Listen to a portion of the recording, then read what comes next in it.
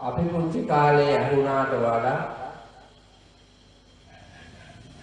දැන් ධර්මානුශාසනා ඇහෙන වාර ගන්න ධර්ම දේශනා පවත්වන ස්ථාන අවස්ථා වෙනදාට වඩා පවත්වන පූජා සරසිලි පෙරහැර දාන ධර්මාදී මහා පින්කම් ඕන තරම් ඇහැ ගැටෙනවා අපිට පේනවා. ඒ වුණාට පින්නතුනි අතීතයේ හිටපු අපේ අත්ෝ තරම් වර්තමානයේ ඉන්න මේ අත්ෝ නිමිලා නැහැ. සනසිලා නැහැ. ඥානවන්ත පරිහිතකාමී ගමන් මඟ ජීවිත ගමනට එකතු කරගෙන නැහැ. එළි වෙනකොට රැ වෙනකොට දර්ශනය වෙන්නේ ඇහෙන්නේ මහා පරිමාණයේ හොරකම් මැරකම් මිනී මැරු සල්ලාලකම් දූෂණ සමාජය ඇතුලේ බොහොම සිදු වෙනවා. ධර්මයේ දන්නෝ හිටියානම් ධර්මයේ දැකපු අය හිටියානම් එවැනි පරිසරයක් උදා වෙන්නේ.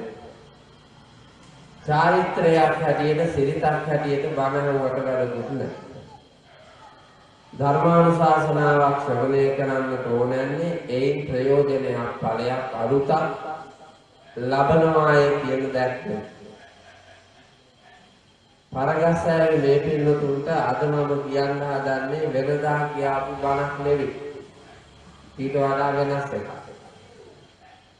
එයින්ද අද දවසේ ඔයාටන්ට බොහොම ලාභයි මේ බණ අහන්නේ. අද ධර්මානුශාසනාවට පැමිණීම ලාභයි. බණවම ලැබෙනවා පින්වතුනි. ලාභ පහ. ඒක හෙට නෙමෙයි හම්බෙන්නේ අදම හම්බෙන්නේ. මොනවද බණවම ලැබෙන ලාභ? ධර්මානුශාසනා ශ්‍රවණය කළා මොනවද ලැබෙන ලාභ?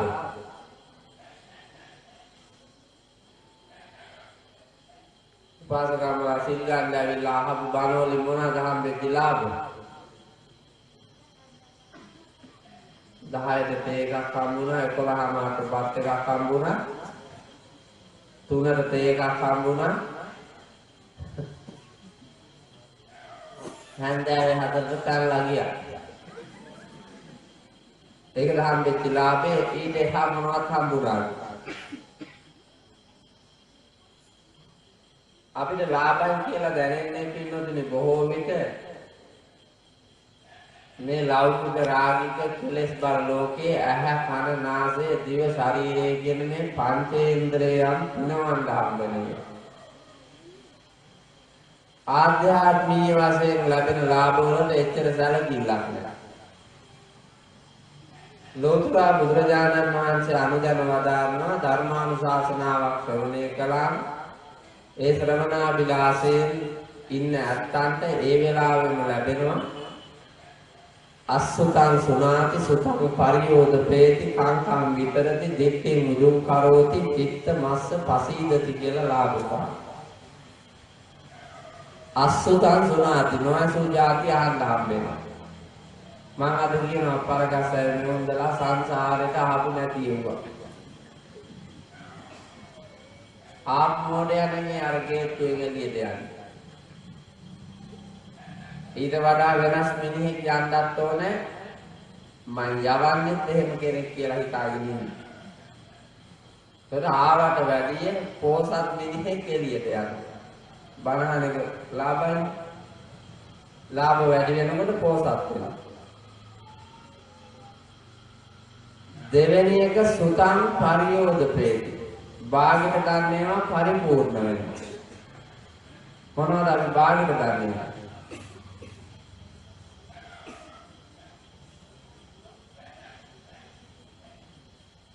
උපාසකම් මොනවද භාගයට ගන්නේවා? ඔක්කොම බාහිර කම දන්නේ නැහැ. හරියට දන්නේ එකක්වත් තියෙනවද? මෙතන ඉන්න එකම මිනිහෙක්වත් එකම දෙයක්වත් හරියට දන්නේ නැහැ කියලා මම දන්නවා. මෙතන ව්‍යාපාර කරන්නේ යෙච්ච ව්‍යාපාරිකයෝ ඇති. විවිධ රාජ්‍ය සේවයේ ඉන්න රාජ්‍ය සේවකයෝ ඇති. පෞද්ගලික සේවයන්හි නානා නිල කළදරන සේවකයෝ ඇති. හස්ත කර්මාන්ත ගෘහ කර්මාන්තයන්ගෙන් යෙදිච්ච ඇත්තෝ ඇති. ඒ වගේම ඥානු ඉන්නවා, පිරිමි ඉන්නවා. මේ ඉන්න සියලු දෙනාම ජීවිතය පිළිබඳ අවබෝධ කරගෙන පූර්ණ දැක්මක් ඇති ඇත්තෝ නැහැ. ඔය හැම එකක්ම භාගයට ගන්න. පිළිගන්න. ඒ නිසා පරිපූර්ණ මිනිසෙකු වීමේ අදහසින් ධර්මානුශාසනාවක් ශ්‍රවණය කරනකොට ලැබෙනවා භාගයට ගන්නේවා පූර්ණ වශයෙන් අවබෝධ කරගන්න. උපාසකම් කිව්වොත් සාගනහි නොකිව්වොත් මොකද්ද ඒකේ ඉතුරු කැලේ පුතා? කිව්වොත් සාගනහි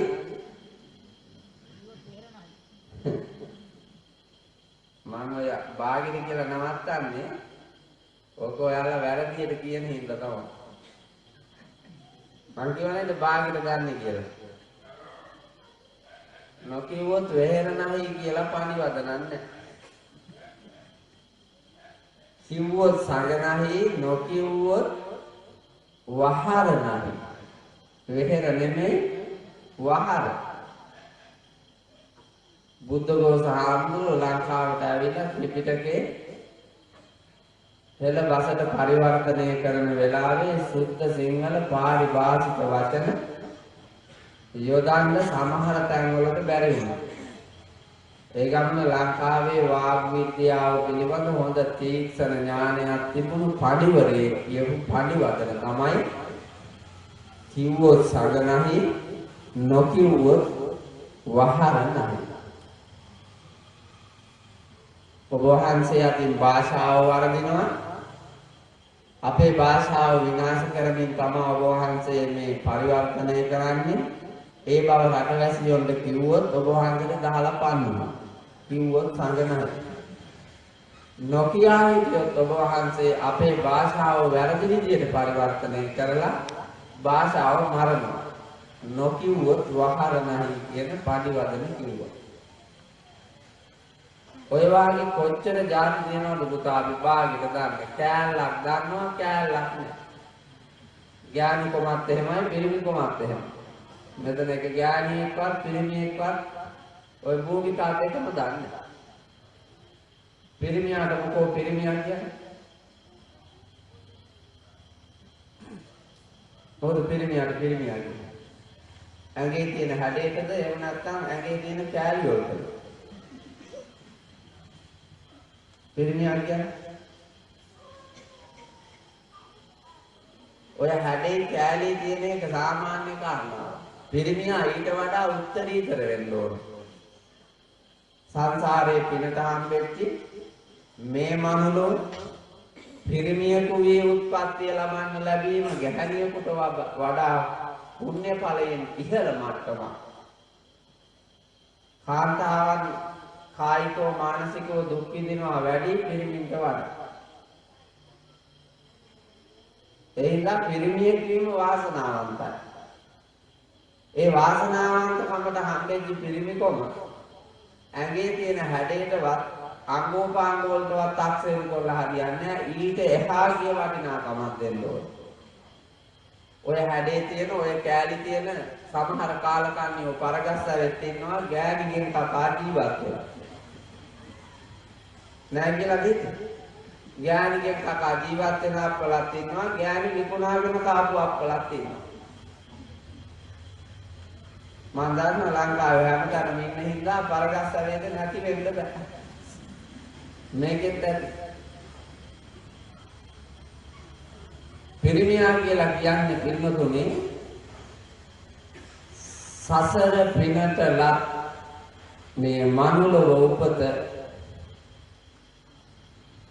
කාන්තාවන් අභිභවා ගොස් අහස ගොඩ දිය තරණය කොට ලත් මිනිස් ජීවිතයේ ජීවත් කරවමින් මතු පරම්පරාවකට මානව වර්ගයා දායාද කරමින් තමාහා බැඳුණු ඒ දායාදිත ලෝකය පෝෂණය කරමින් රැක බලා ගනිමින් සම්වර්ධනීය අනාගත දැක්මක් කරා රැගෙන යන්නට මඟ පෙන්වන්නා වූ පෞරුෂයෙන් පිරුණු තැනැත්තා පිරිමි.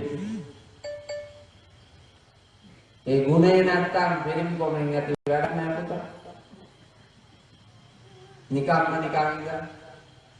මහා ලොකුවට පටි බැඳලා උඩ පැනලා සියදිවි නසා ගන්න ගිහිල්ලා ගන්නවා ගෑණිය. අරගෙන ඉවර වෙලා ටික දවසක් යන්නේ ගෑණිය විකුණනවා අරාබියට මේක මෙහෙ ඉඳගෙන කනවා. අර ගෑණියව නෙවෙයි. ඒ තරම් පවුල් අරාබිය දන්නවා පුතා ලංකාවේ ඉන්නේ කාලකන්ණි පිරිමි කියලා ගොඩක්. ඒ හින්දා ගෑණිව රටට ගන්නකොට මිනිහා අතට ලක්ෂ 2ක් දෙනවා. පුතා ගෑණි ප්ලේන් එකට ගොඩ වෙන්නට මේකට ලක්ෂ 2ක් දීලා මේකගේ ගෑණිව අරගෙන ඒ අප්පලා යනවා. කරදිය වලල්ලෙන් එහා පැත්තට පැන්නාට පස්සේ එවුන් දන්නවනවා කොලන්නද? ආතප්පුතක් නැති නෙවුන්දා. එවුන් කියන දෙයකට යටත්ව ජීවත් වෙන්න ඕන. අවසානයේ මේක ලක්ෂ 2 මෙහෙ ඉඳගෙන කාලා ගෑණි එවන එකක් කනවා. ගෑණිනකොට සොඳුරු මාලිගා තන ලස්සන ගෙදරක් දරුපටව ටිකක් එක්ක පින්වත් චරිතයක් ජීවත් වුණාද කියලා බලන්න. මම නම් තාම දැකලා නැහැ පුතා.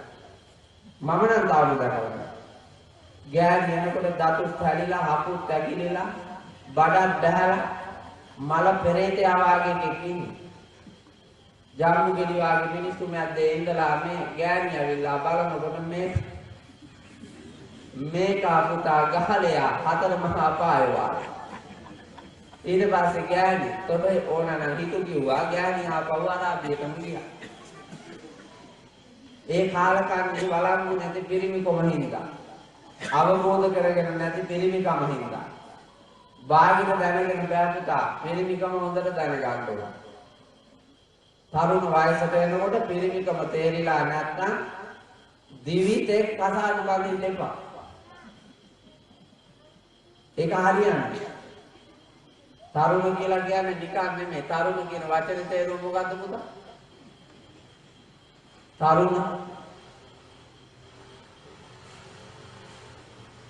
තරුණ කියලා කියන වචන දෙකට කඩන්නකො.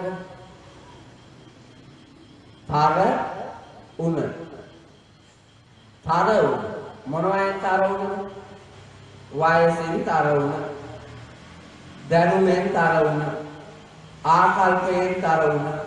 කුසලතාවලින් තර උන. නිරෝගී භාවයෙන් තර උන. සමාජ අවබෝධයෙන් තර උන.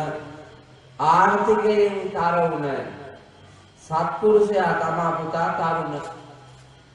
අම්මගෙන් අප්පගෙන් කකා ගේ ඇතුලේ රිංගාගෙන ඉන්න කාලකන්‍යා නාම්බානෙමි. ඒගොල්ලෝ නාම්බට තරුණ කියලා වැඩක් නෑ. එහෙම අයට තමයි අර ඉරණම උදා වෙන්නේ. එහෙනම් ජීවිතයේ තරුණ වයසට එනකොට පිරීලා තියෙන්න ඕන පුතා. මම එකයි කිව්වේ අපි භාගයට ගන්න කියලා. උපාසකම්මලාගේ ජීවිතත් එහෙමම තමයි මෙවුන්දලා නාගි වෙනකම් ඔවුන්දලා ගෑණිකම දන්නේ. මන් තරම් දන්නේ මෙතන එක ගෑණියක් පරගස්සවේ ගෑණිකම.